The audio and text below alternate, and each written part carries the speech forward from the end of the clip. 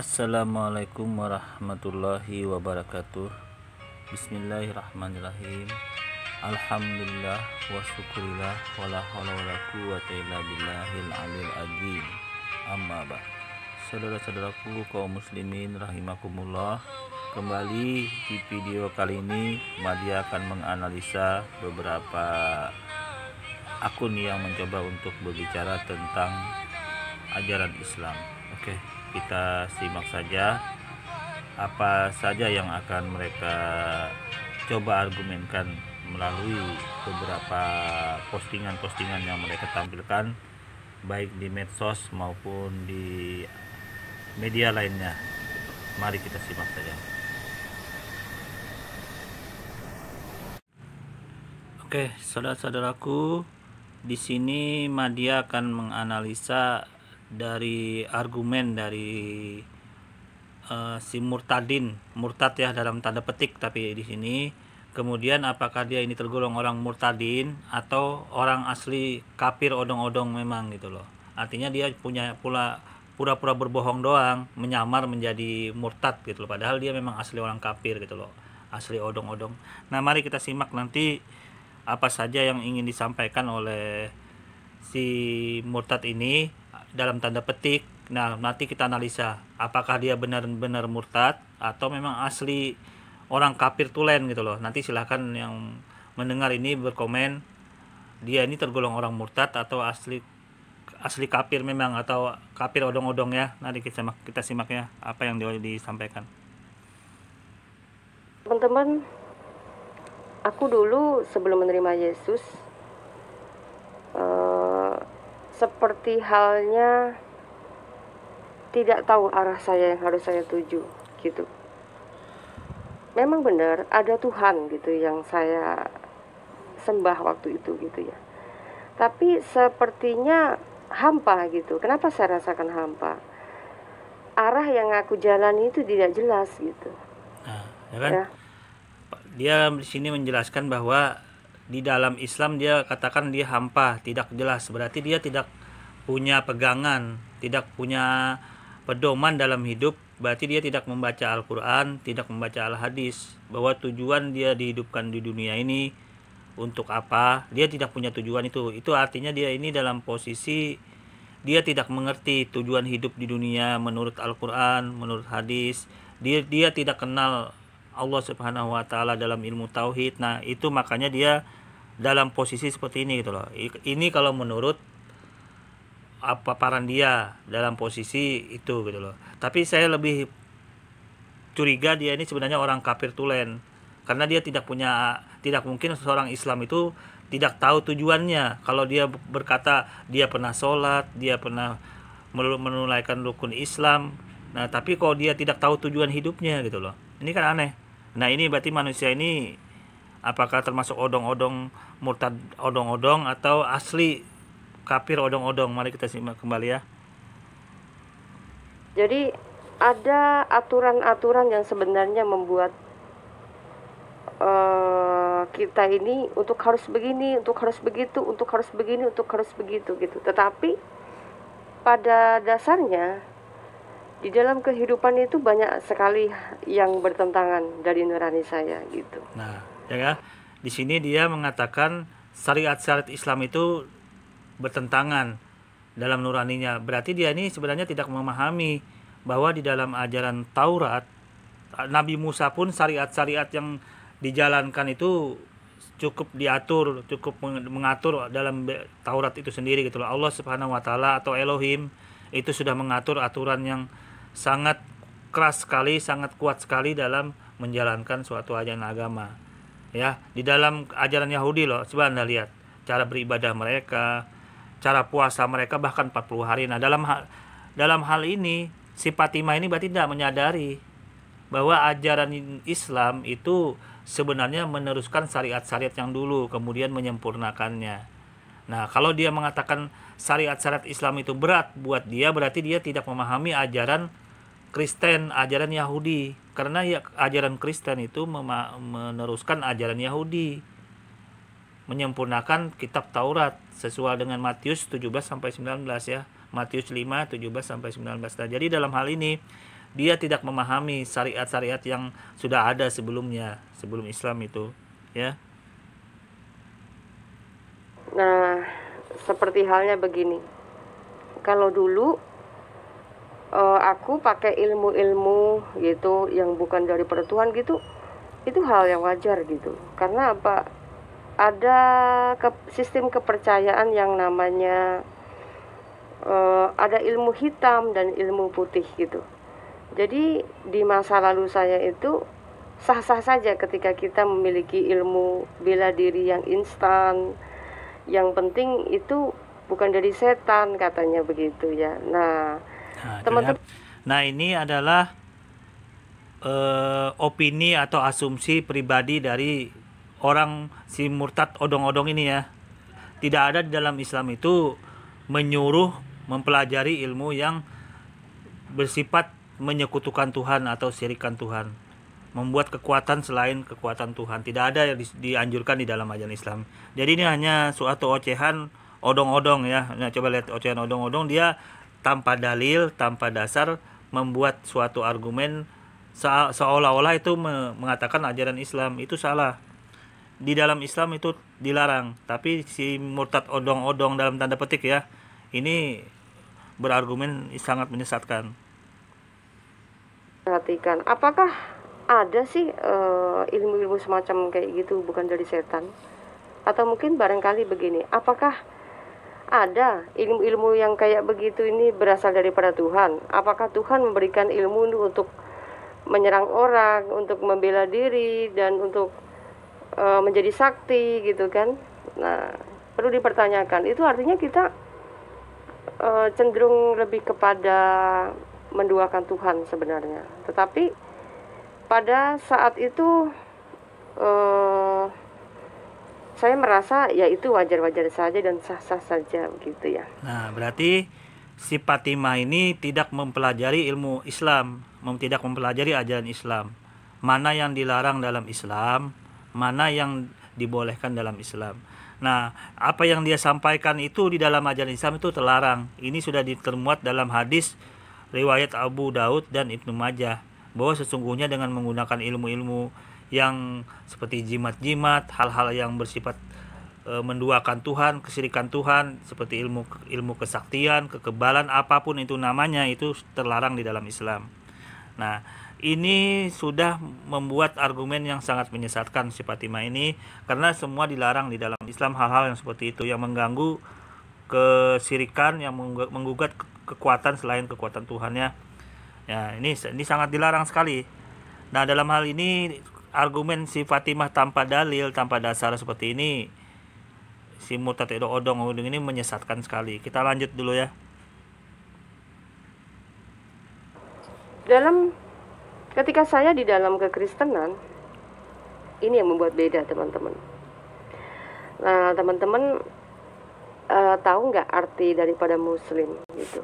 Muslim dengan Islam itu beda ya. Muslim menyatakan diri sebagai orang yang berserah diri gitu ya.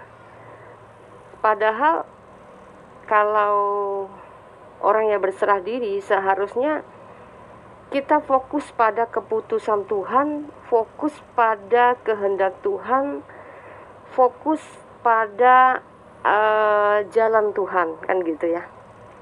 Tetapi kehidupan saya dulu lebih banyak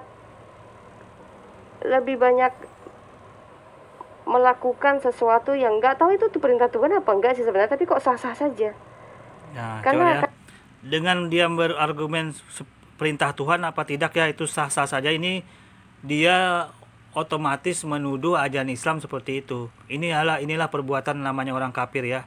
Artinya ini murtad odong-odong dalam tanda petik ya. Dia berargumen tanpa dalil, tanpa dasar, tapi mengatasnamakan suatu yang salah gitu loh.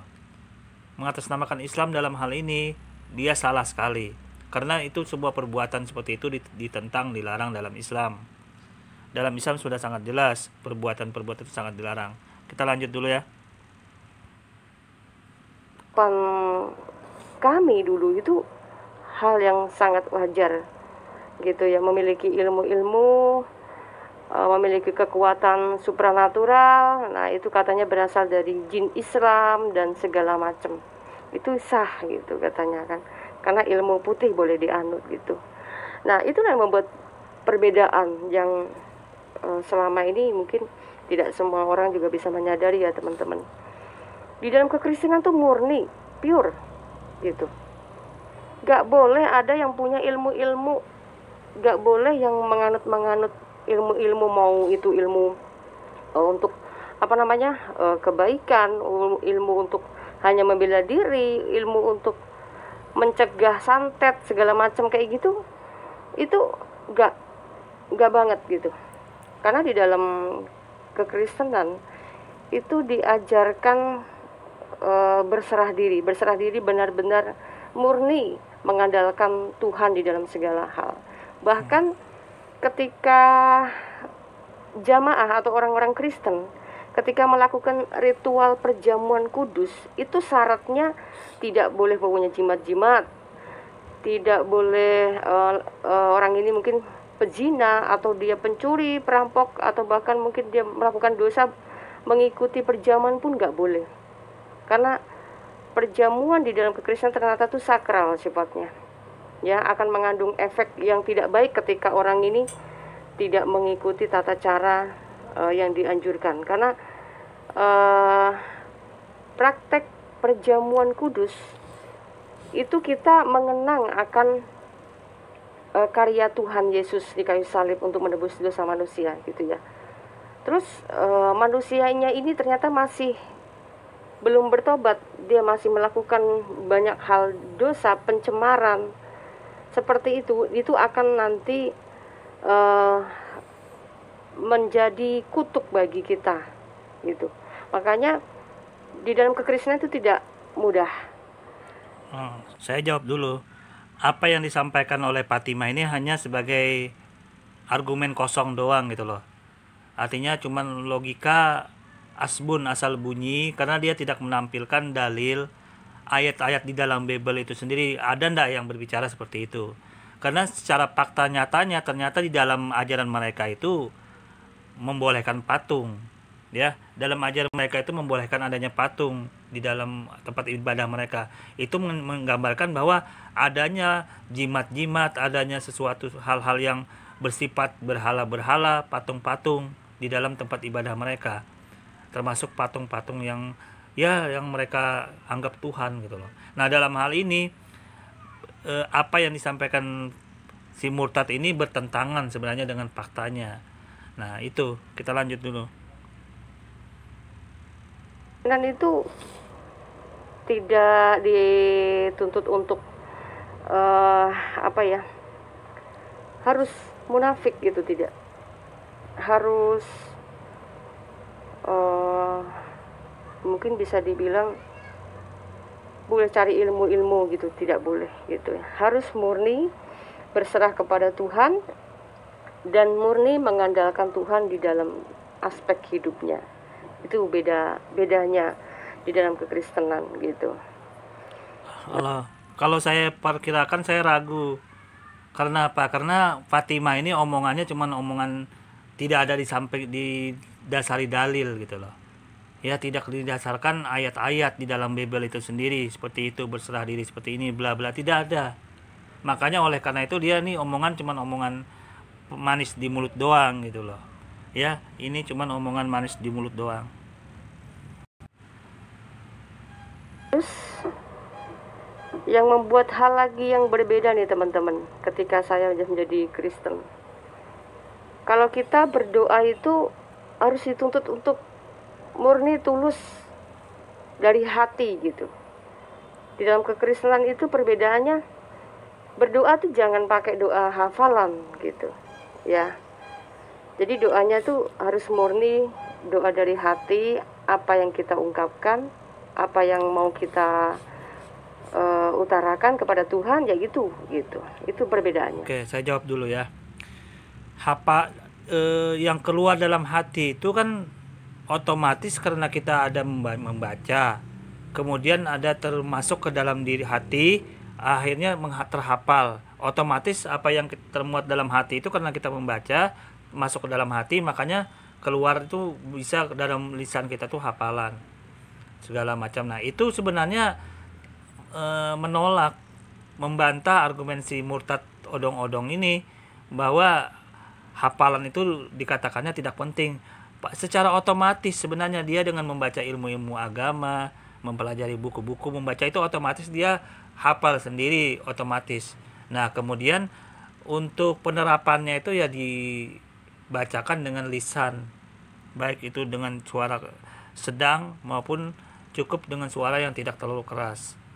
Nah karena di dalam ajaran Islam itu bukan hanya di dalam hati, tapi diucapkan dengan lisan juga, dengan merapalkan, dengan membaca-baca kalimat-kalimat yang zikir itu diucapkan dengan zikir. Jadi bukan hanya di hati, tapi dipraktekkan dengan lisan juga dalam mulut gitu loh.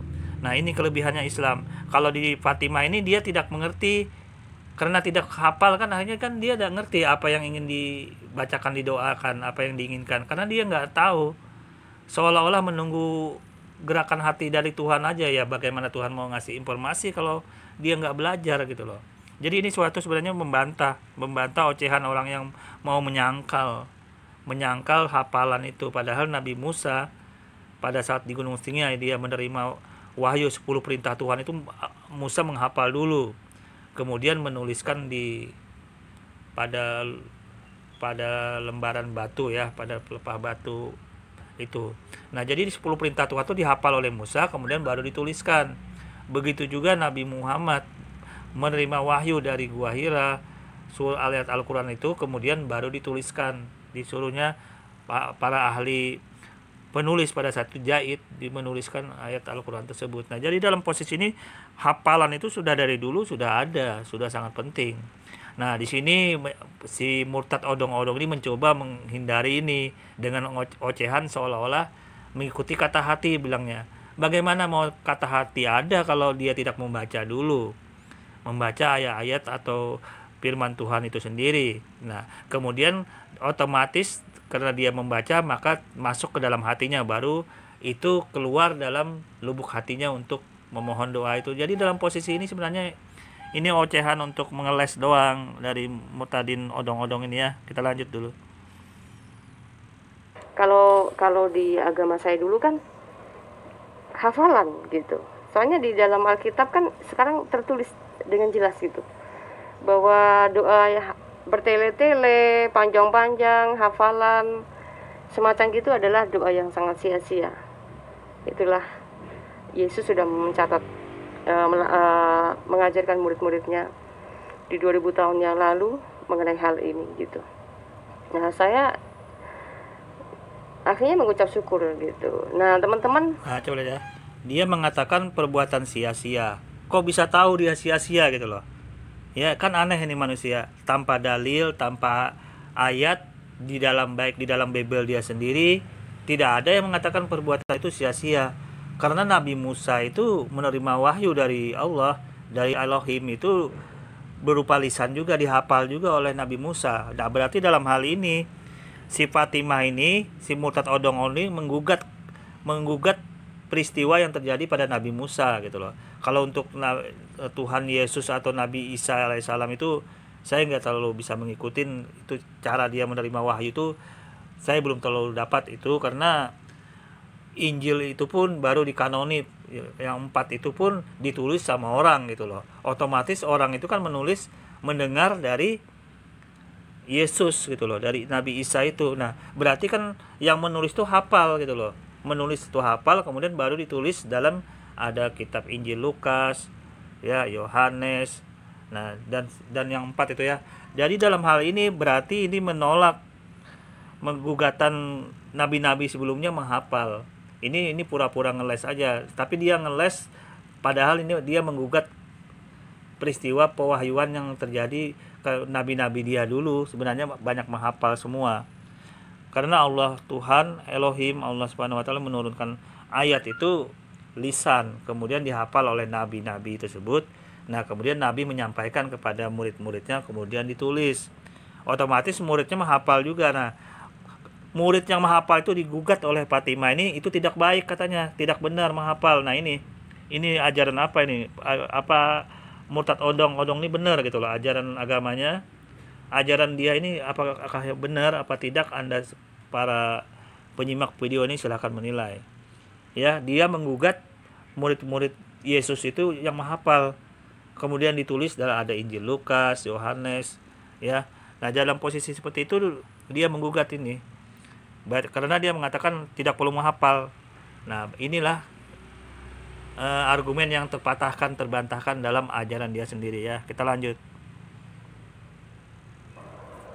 Itu yang sebagian kecil perbedaan yang saya ungkapin. Oh iya teman-teman, ada teman-teman muslim yang katanya tidak percaya dengan kesaksian saya kemarin, karena menurut mereka Fatimah Sa'diyah ini sebenarnya misionaris, bukan dari muslim yang sebenarnya, katanya gitu.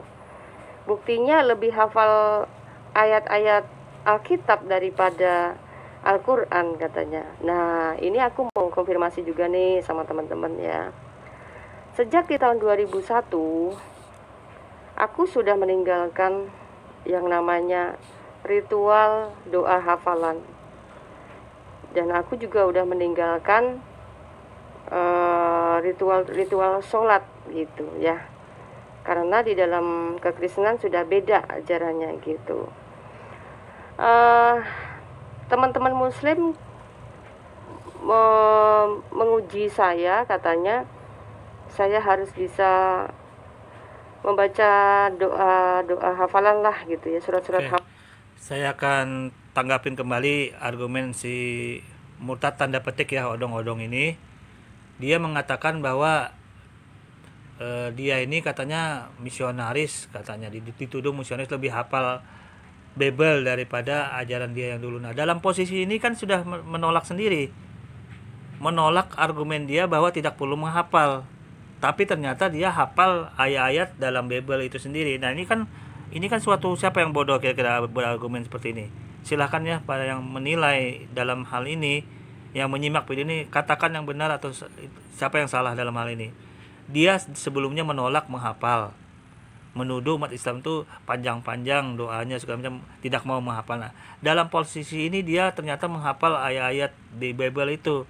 Berarti dia ini bicaranya ini orang dalam posisi nggak benar gitu loh, nggak sesuai dengan omongan itu, nggak sesuai dengan fakta. Di satu sisi dia menolak hafalan-hafalan, tapi di sisi lain dia menghafal gitu loh. Inilah namanya orang nyebut orang kafir odong-odong ya. Ya biasalah, dia berbohong terus gitu loh.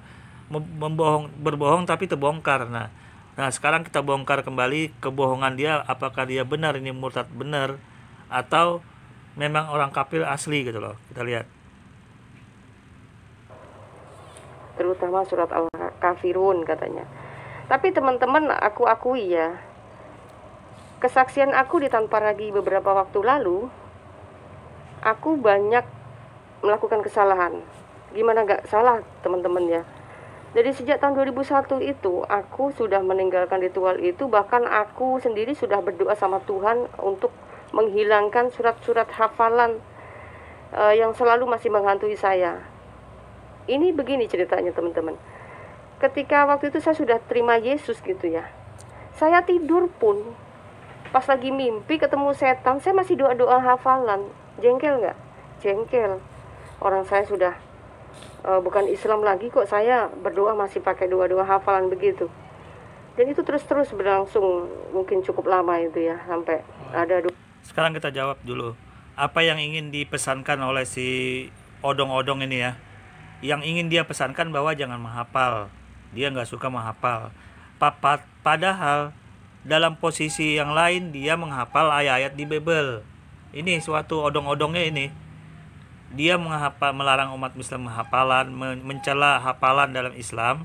Tapi di posisi lain, setelah dia masuk ajaran orang kafir itu, dia menghafal di ayat-ayat di Bible.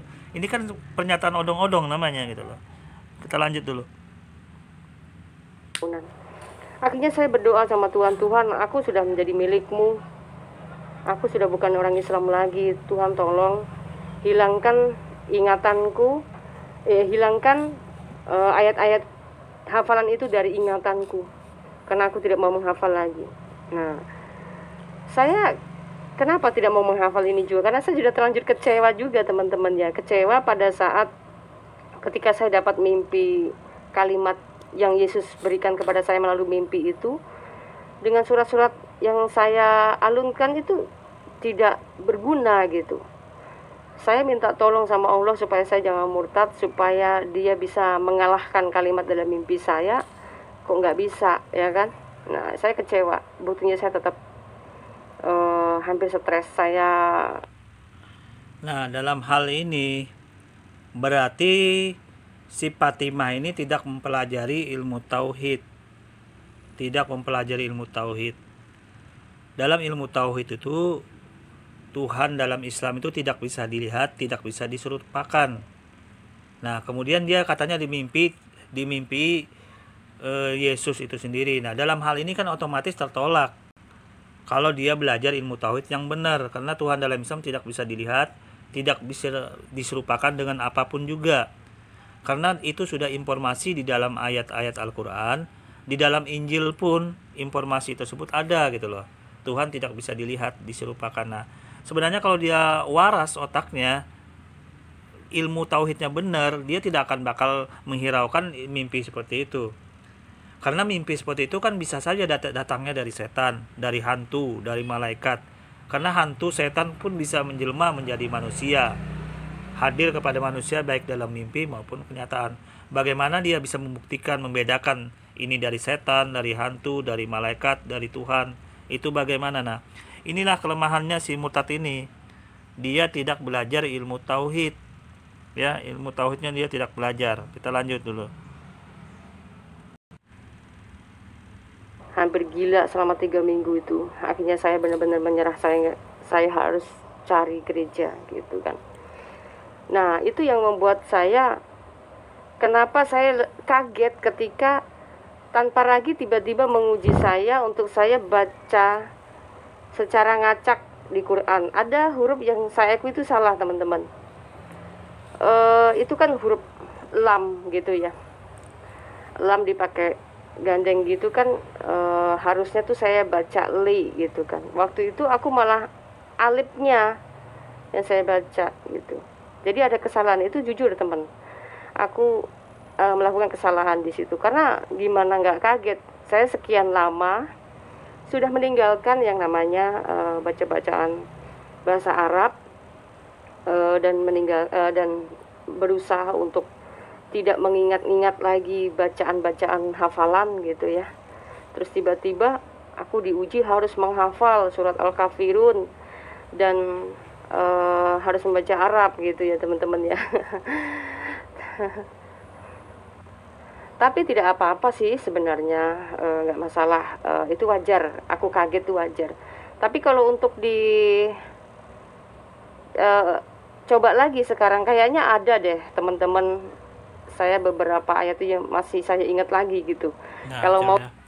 Nah, di sini ya kita dengarkan ya. Di sini si murtad odong-odong ini mengakui bahwa dia pada saat kesaksian dengan dia akun tanpa ragi, dia terjadi kesalahan-kesalahan membaca ayat-ayat Al-Quran. Nah, dalam posisi itu dia ngakuin itu. Dalam posisi itu memang terbukti ayat-ayat yang ada, ayatnya yang salah dia dalam membaca ayat surat Al-Kafirun itu. Nah, dalam hal ini kembali si murtad ini sudah tahu dia tidak bisa membaca Al-Quran, tapi ngeres gitu loh. Sudah tahu dia itu salah-salah membaca Al-Quran, karena memang dia bukan bukan asli orang dari Islam gitu loh. Artinya murtad odong-odong dalam tanda petik gitu loh, orang kafir asli gitu loh. Ini tapi makanya dia tidak bakal bisa membaca Al-Quran itu dengan benar. Walaupun dia bisa membaca, menghafal, tapi tetap salah karena dia bukan orang asli dari Islam gitu loh. Inilah yang terjadi. Dia ini mau mencoba kembali membaca ayat Al-Quran. Sudah tahu salah, sudah tahu lubang sumur itu, sudah tahu dia pernah mencebur ke dalam lubang sumur itu di saat dia kesaksian di Tamparagi. Nah, kemudian dia sekarang menantang kembali membaca ayat Al-Quran. Ya pasti salah kembali gitu loh. Mari kita simak ya. baca lagi ya akan saya coba deh. Kalau waktu itu memang saya benar-benar kaget gitu, karena sudah sangat lama. Karena gini teman-teman, ketika aku merasa sadar bahwa aku harus menyampaikan kebenaran kepada semua orang, otomatis kalau saya sharing sama teman-teman Muslim, ya saya memakai bahasa Indonesia. Saya mengutarakan sesuatu ya memakai bahasa Indonesia. Lebih tepatnya, saya kalau memberitahukan sama mereka, ya saya pakai bahasa terjemahan saja, biar mereka cross check sendiri maksud saya. Karena gini, pikir saya, ketika saya menyampaikan kebenaran di dalam Quran itu dengan terjemahan, mereka lebih paham, nanti akan mengerti, oh ini di surat ini, oh di ini, oh iya di Quran ini, saya ngerti bahasa Arabnya artinya atau apa. Saya pikir begitu. Tapi kenyataan sebenarnya Muslim yang saya jumpai, mereka kalau ditanya nggak tahu, bahkan banyak yang nggak tahu tentang sejarahnya pun banyak kan nggak tahu gitu. Yang mereka tahu hanya membaca, menghafal gitu ya. Oh tidak saya ragukan kalau mereka membaca tuh wah pokoknya a'udzubillahi minasyaitonirrajim, pokoknya fasih lah gitu ya. Membaca Qur'annya tuh bagus gitu. Intinya di sini ya, si murtad odong-odong ini kembali ingin membuktikan dirinya bahwa dia berasal dari Islam. Padahal asli ini orang kafir odong-odong asli, artinya berbohong, mengaku-ngaku Islam. Makanya dia dalam posisi ini selalu menutup dirinya dengan cadar, dengan masker itu, karena dia tidak mau dilihat full mukanya itu. Nah dalam posisi hal ini dia mau kembali masuk ke lubang sumur yang sama gitu loh. Sudah tahu salah tapi ngeres hatinya itu untuk melanjutkan membaca ayat-ayat Al-Quran yang memang salah gitu loh. Memang salah. Mari kita simak ya, yang salah itu kita simak. Setiap hari-harinya itu dilantunkan sama mereka gitu. Tapi sayang sekali ketika diajak diskusi secara langsung, mereka lebih nggak tahu gitu. Masa sih gitu. Lebih banyak yang nggak percaya. Nah itu teman-teman ya, sedikit saya beri apa namanya,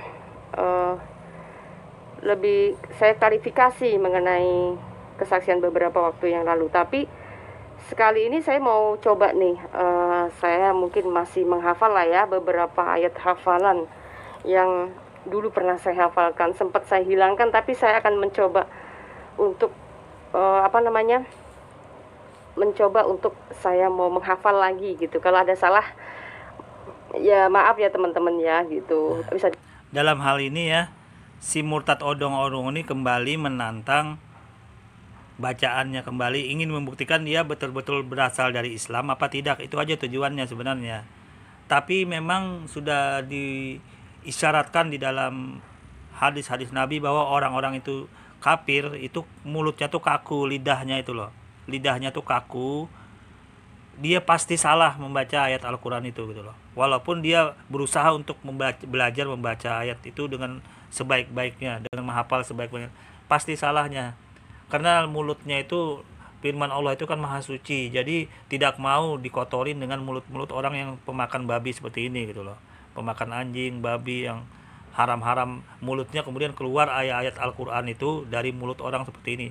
Makanya pasti salah membacanya, membaca ayat Al-Qurannya yang dia bacakan itu salah, terbukti di Tamparagi itu salah sudah membacanya, dan diakuin oleh si Fatimah ini, si murtad odong.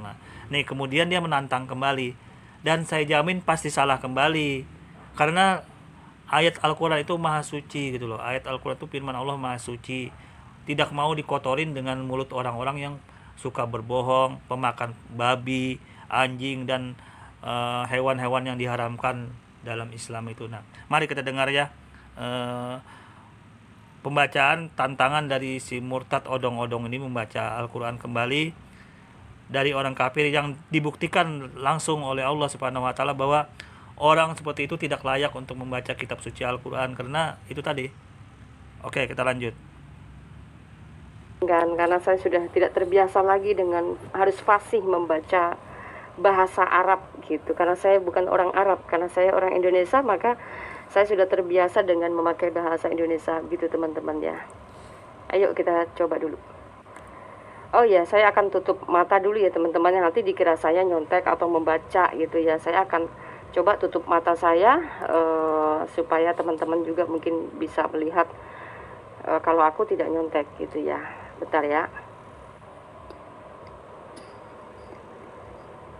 Nah, teman-teman, mataku sudah tertutup rapat ya. Ini tidak ada celah untuk saya melihat. Nah, saya akan coba menghafal doa surat Al-Falaq kali ya.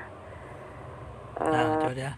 Di sini identitas dia sebagai orang kafir asli terbongkar karena dia menyebut doa.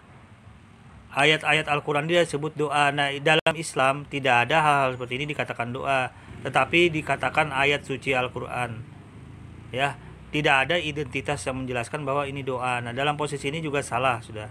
Dalam posisi ini adalah ciri khas dia sebagai orang kafir yang ajaran dalam dia sendiri itu terbongkar dalam argumen dia mengatakan ini adalah doa. Tidak, ini dalam Islam itu ayat suci Al-Quran, bukan bagian daripada doa. Yang orang maksudnya dalam bagian doa menyebut hal seperti ini berdoa, tidak ada dalam Islam seperti itu ya. Ini dalam Islam adalah surah kitab suci Al-Quran, juz amma namanya. Kita lanjut dulu, kita baca cara dia membacanya. Bismillahirrahmanirrahim. Qul huwallahu ahad, Allahu somad, lam yalid walam yulad walam yakullahu kufuwan ahad. Terus lagi aku mau baca surat An-Nas kali ya. Bismillahirrahmanirrahim. Qul a'udzu birabbin nas, malikin nas, ilahin nas, min syarril waswasil khannas, alladzi yuwaswisu fi sudurin nas, minal jinnati wan nas. Terus apalagi ya? Surat Al-Asr kali ya. Coba dulu. Bismillahirrahmanirrahim. Wal asri innal insana lafi khusri illal ladzina amanu wa amilus solihati wa tawassaw bil haqqi wa tawassaw bis sabr. Nah, terus apalagi ya? Oh, surat Al-Kafirun kali ya. Coba aku mau coba lagi surat Al-Kafirun yang kemarin sempat aku salah gitu ya. Bismillahirrahmanirrahim. Qul ya ayyuhal kafirun la a'budu ma ta'budun wala antum 'abidun ma a'budu wala antum 'abidum ma 'abadtum wala antum 'abidun ma a'budu lakum dinukum waliyadin. Oke. Saya hanya menyorotin satu ayat dulu ya untuk pembuktian bahwa dia salah fatal dalam hal ini. Sebenarnya dari ayat dia membacakan surah Al-Ikhlas, kalau diikutin tajwidnya, ilmu tajwid dalam membaca Al-Quran itu dia salah. Semua baca salah. Cuma saya tidak terlalu menggugat hal-hal seperti itu karena itu hal-hal yang dalam Islam itu hal-hal yang sangat teknis. Artinya dalam posisi itu hanya Islam yang mengetahui ilmu tajwid seperti itu. Saya ingin membuktikan kepada orang-orang kafir umat terjemahan bahwa dia salah membaca surah ayat Al-Kafirun ini di sini, ayat yang ketiga ini. Nah, wala ana abidum ma abattum wala antum abiduna ma a'bud lakum dinukum waliyadin. Nah, dia sini terpuntal terbolak-balik dan salah gitu loh membacanya di sini. Dalam hitungan di sini dia salah. Silakan Anda cek apakah saya ulang.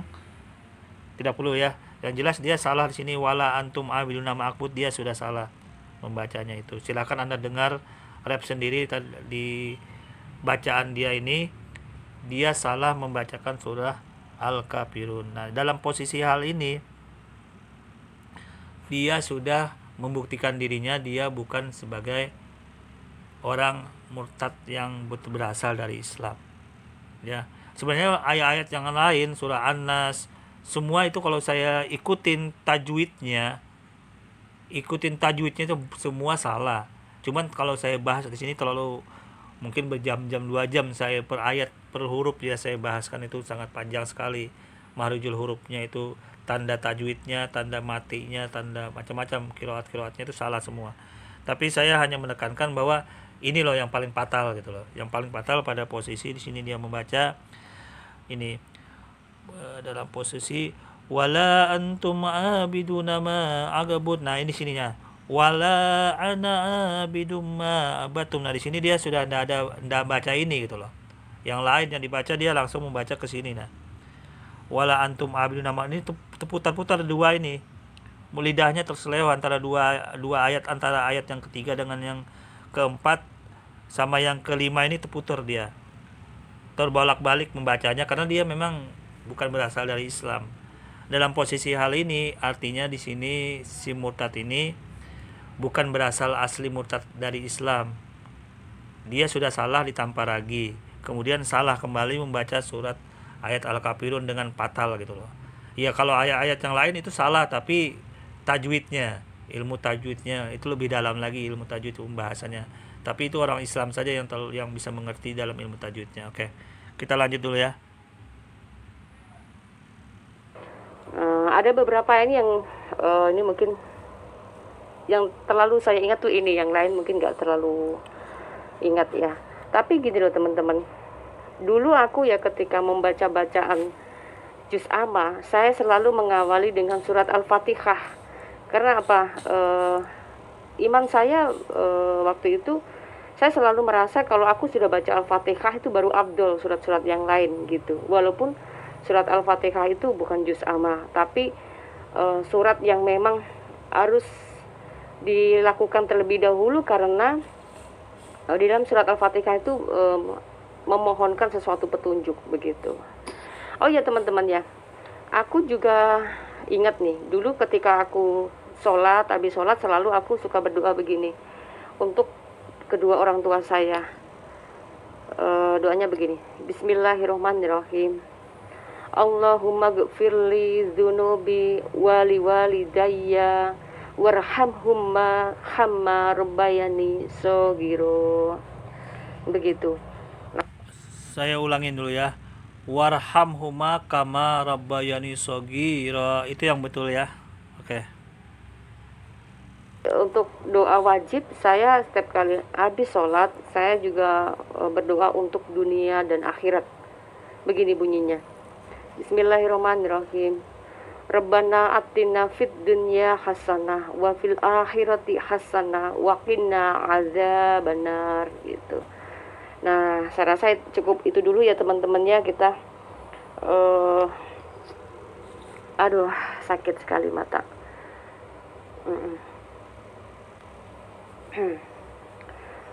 Oke, ternyata teman-teman Muslim memang sepertinya tidak percaya kalau saya mantan dari Muslim ya, tapi saya kan tidak pernah mengaku saya ini mantan ustazah, kan tidak ya kan. Saya kan udah menyaksikan bahwa saya adalah orang Islam yang awam ya. Saya bukan mengakui di media saya ini sekolah di pesantren ini, sekolah di ini, saya dapat gelar ini gitu, tidak. Kesaksian di dalam kekristenan itu tidak boleh ditambah-tambahi, tidak boleh rekayasa, tidak boleh, karena kesaksian kita ini akan dipertanggungjawabkan di hadapan Tuhan. Karena yang mendengar ini bukan 1-2 orang ya teman-teman ya. Yang mendengar ini seluruh dunia, pasti dunia akan menyaksikan apa yang saya saksikan begitu.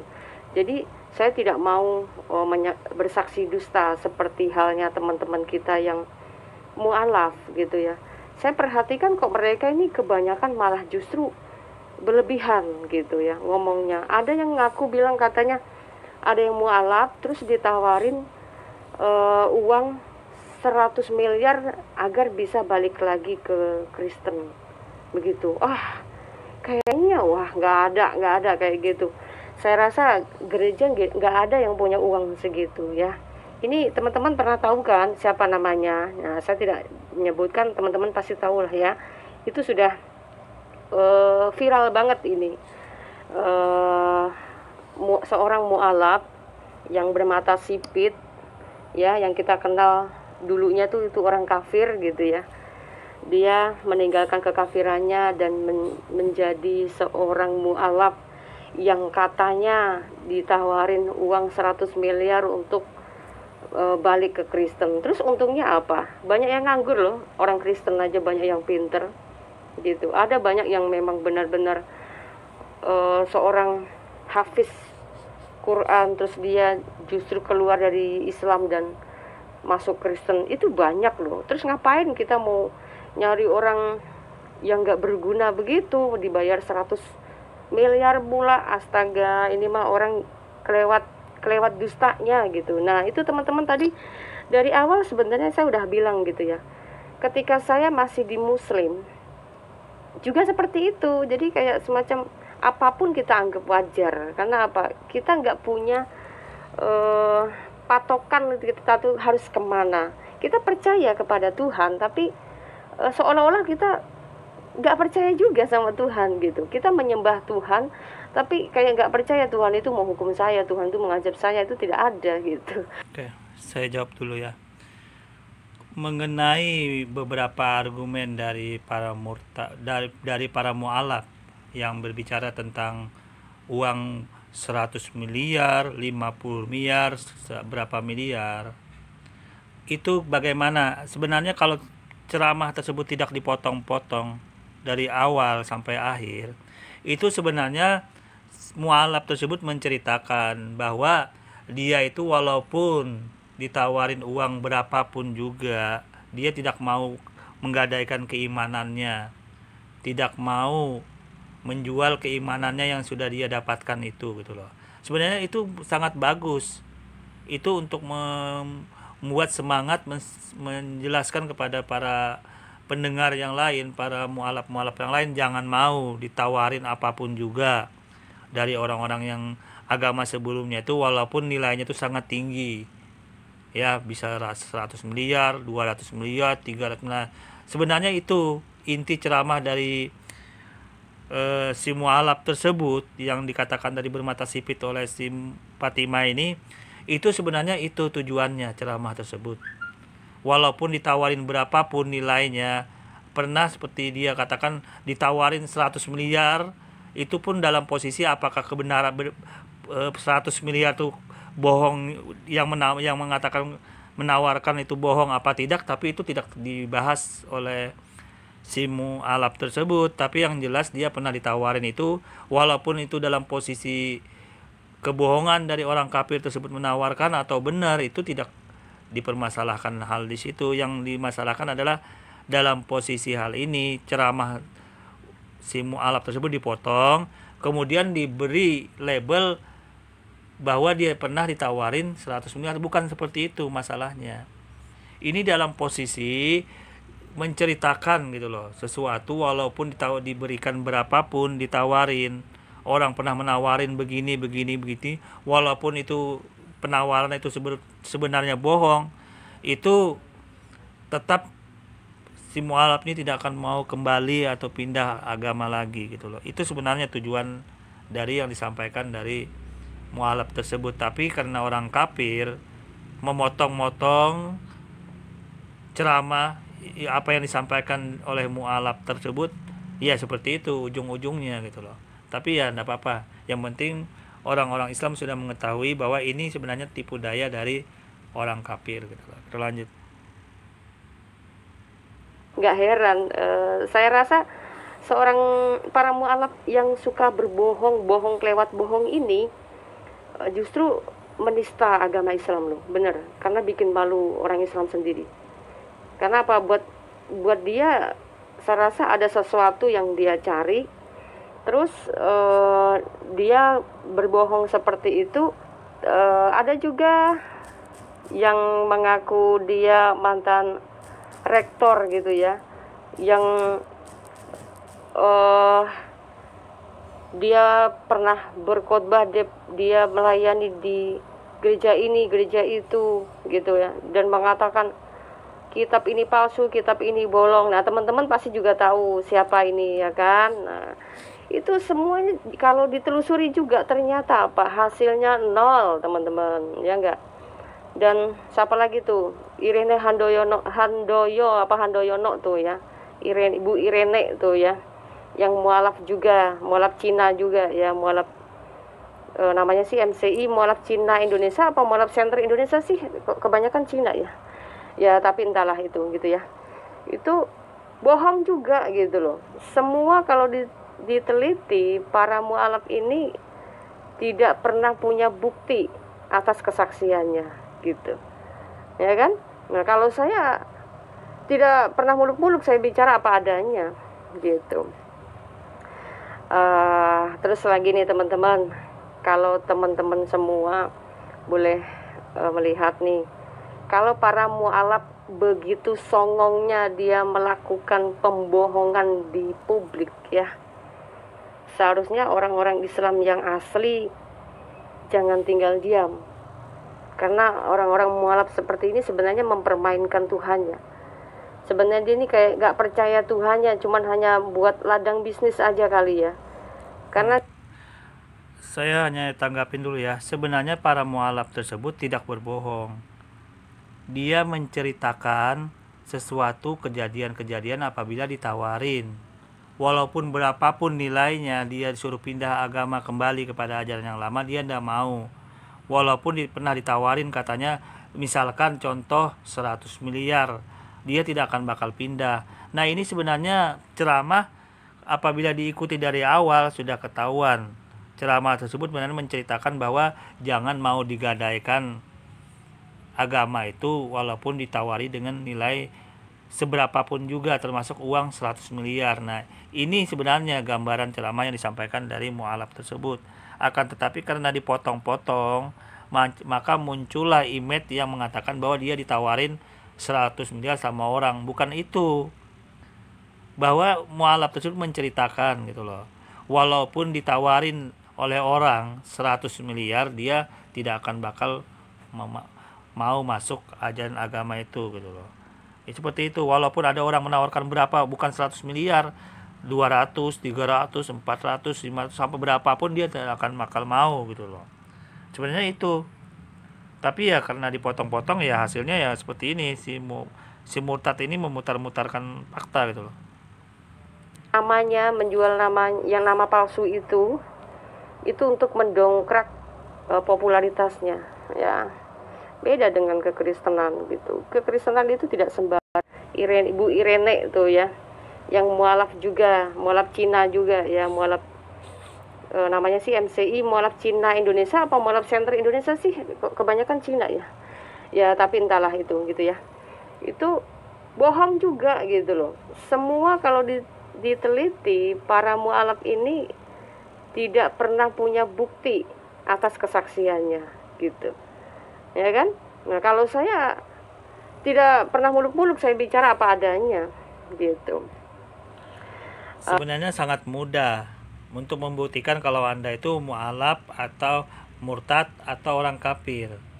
Sangat mudah. Kalau Anda ini tinggal lihatkan aja KTP Anda yang dulu, itu pasti ada tulisannya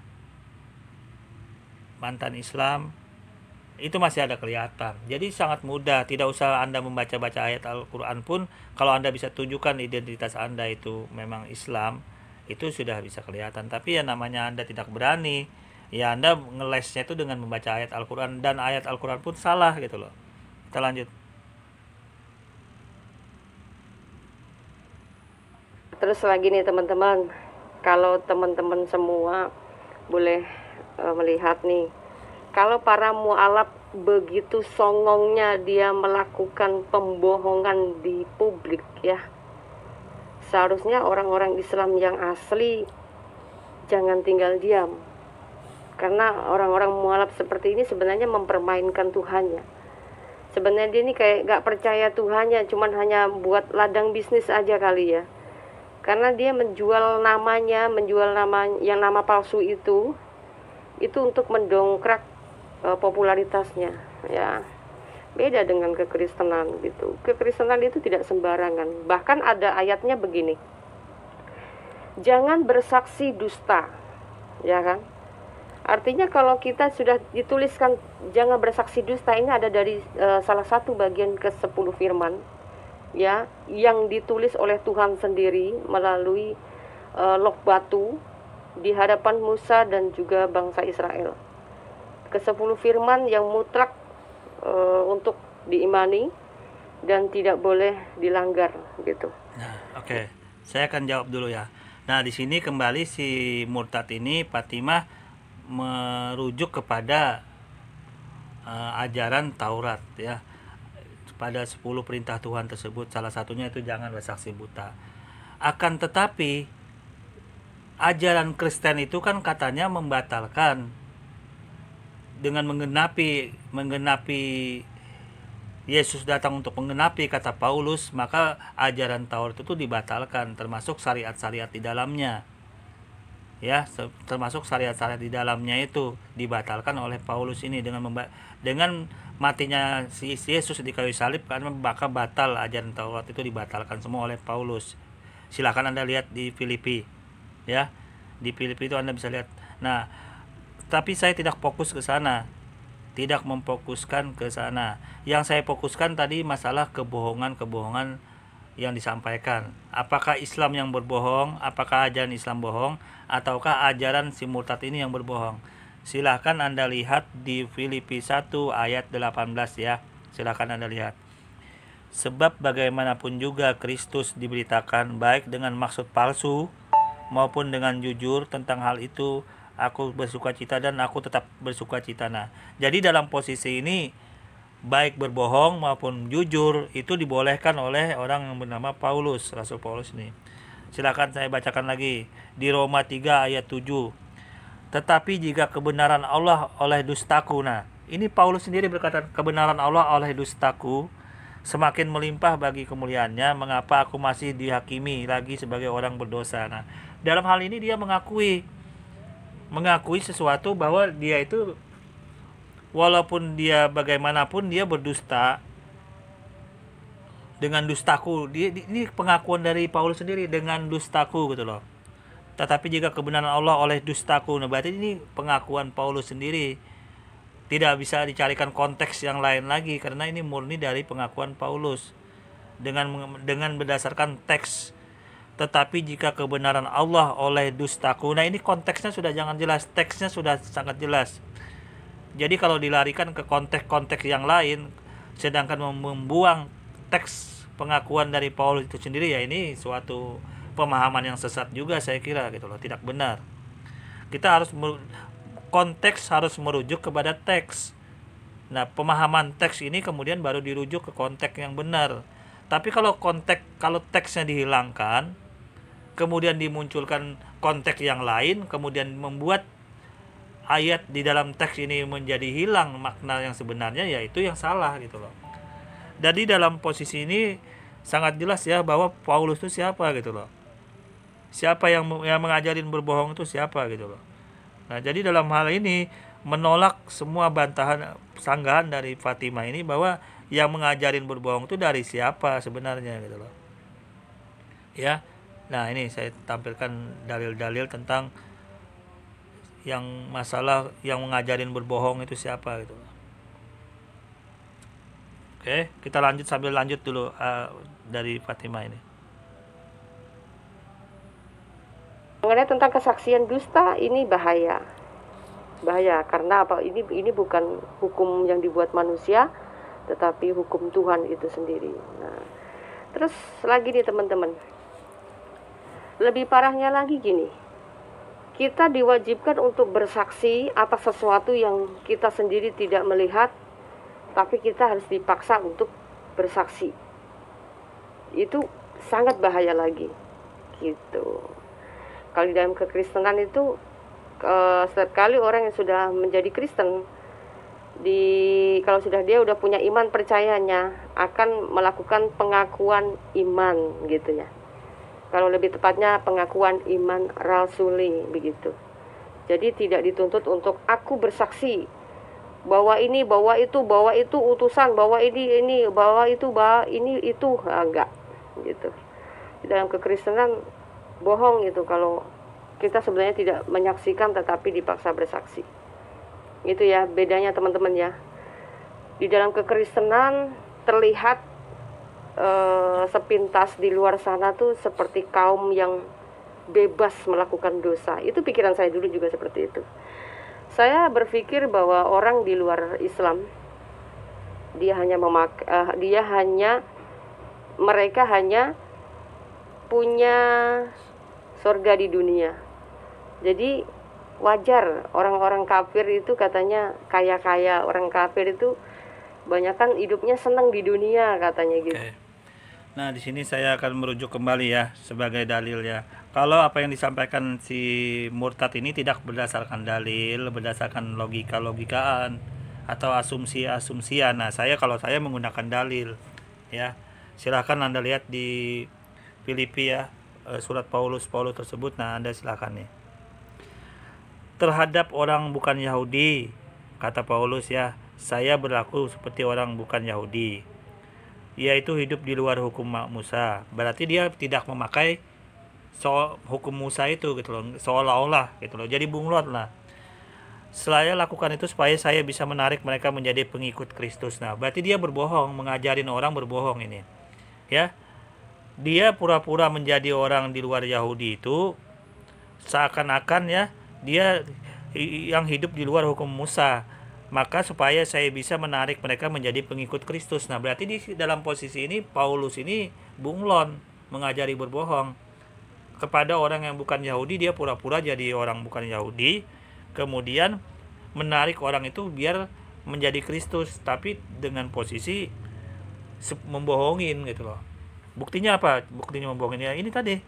Terhadap orang bukan Yahudi maka saya berlaku seperti seorang bukan Yahudi. Berarti kan menampilkan diri yang bukan sebenarnya.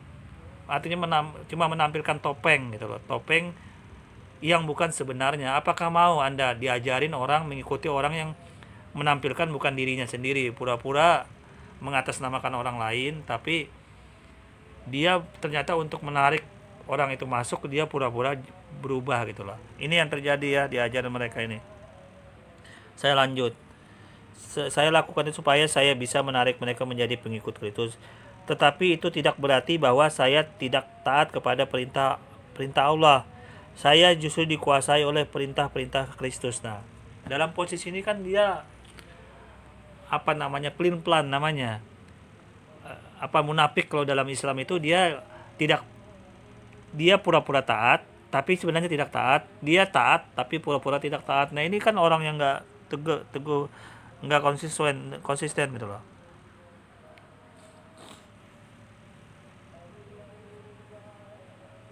Nah, ini sangat banyak sekali ya bukti-bukti kebohongan yang disampaikan oleh orang ini gitu loh.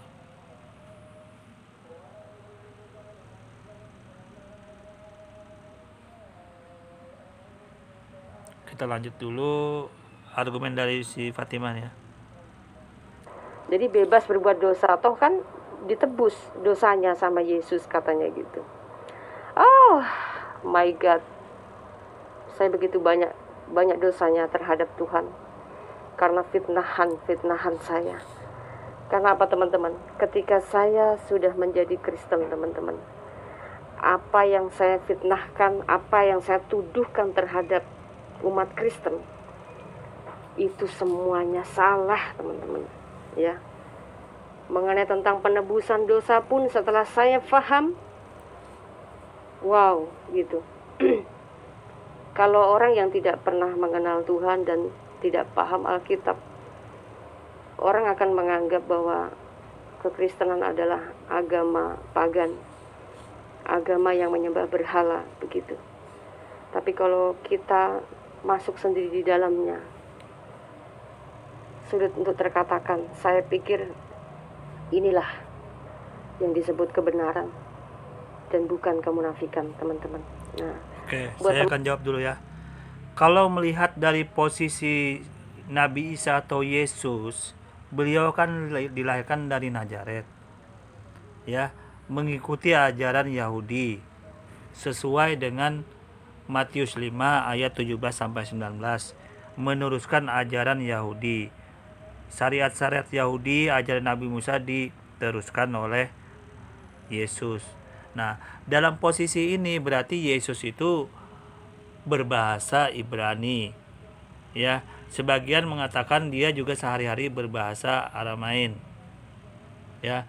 Nah, dalam posisi seperti itu seharusnya kitab Injil itu berbahasa Ibrani dan Aramain, bukan lari jauh ke seberang sana yaitu bahasa Yunani. Apa jalurnya gitu loh. Nah, coba Anda pikir, kalau memang Yesus itu nabi atau Isa itu Yesus itu Tuhan, mengapa tidak ada di dalam perjanjian lama? Karena perjanjian lama itu menentukan adanya perjanjian baru. Nah, sedangkan nama Yesus tidak ada di perjanjian lama. Dan orang-orang Yahudi pun tidak menerima ajaran umat terjemahan ini. Cuman berapa persen? 2% doang. Anda cek sendiri di Yahudi sana, di Israel sana. Cuman 2% yang menerima ajaran Kristen di sana. Kitab perjanjian baru mereka tolak. Tuhannya juga berbeda. Malah Tuhan orang Yahudi itu sama dengan Tuhannya orang Islam. Hasem menurut mereka orang Yahudi itu sama dengan Allah Subhanahu wa taala, sifatnya tidak kelihatan, tidak bisa diserupakan dalam apapun juga. Nah, dalam hal ini kan sudah membantah semua. Dalam segi sejarah umat Yahudi tidak ada menerima ajaran Kristen. Dalam segi konsep juga tidak diterima dalam perjanjian lama. Jadi bagaimana Anda bisa membuktikan bahwa mengatakan itu yang kebenaran itu berasal dari ajaran Nabi Musa, ajaran daripada kitab Taurat, 10 perintah Tuhan, kalau sebenarnya mereka orang-orang Yahudi nggak menerima ajaran dari Kristen ini gitu loh. Silakan renungkan. Mendengar video saya, silahkan mungkin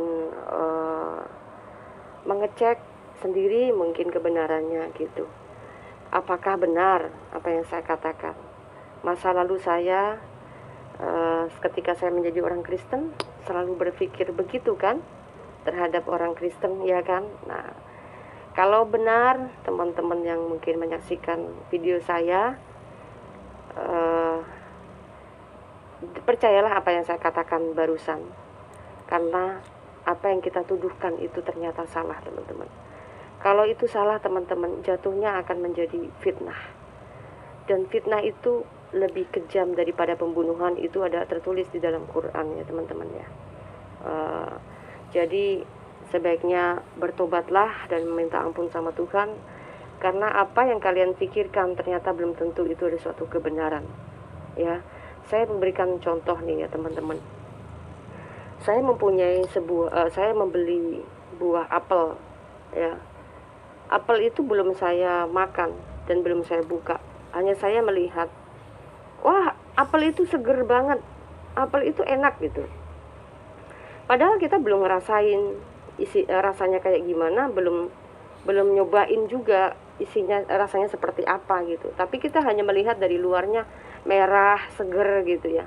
Kita kan nggak tahu di dalamnya itu busuk apa enggak, rasanya asam apa tidak, beracun apa tidak kan gitu ya. Nah, seperti halnya teman-teman ya, sesuatu yang kita tidak pernah ngerasain atau masuk di dalamnya, kita akan cuman hanya berasumsi.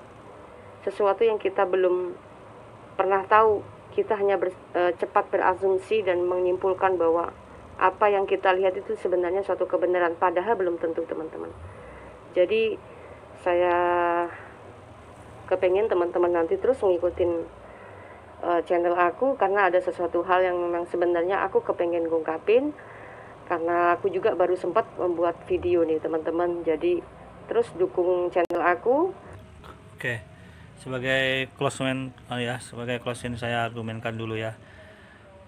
Dasar dari ajaran Kristen itu sebenarnya adalah meneruskan ajaran Nabi Musa. Yesus Kristus itu datang ke dunia ini meneruskan ajaran Taurat sesuai dengan Matius 5 ayat 17 sampai 19. Nah, berarti Yesus mengakui ajaran kitab Taurat, ajaran Nabi Musa, dan apa-apa yang ada di dalamnya dijalankan oleh Nabi Yesus atau Isa Al-Masih. Nah, bahasa ajaran Nabi kitab Taurat, ajaran Nabi Musa itu bahasa Ibrani. Yesus berbahasa Aramain, bahasa sehari-harinya.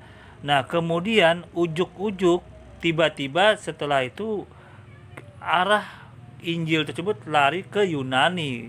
Di mana jalan pikirannya ini kok? Kok bisa tiba-tiba ujuk-ujuk lari ke Yunani, ke Eropa sana, jauh sekali gitu loh. Seharusnya kan kitab Taurat itu bahasa aslinya Ibrani, Perjanjian Lama itu Ibrani, kemudian kalau Yesus itu bahasa Aramain yang mirip dengan bahasa Arabik.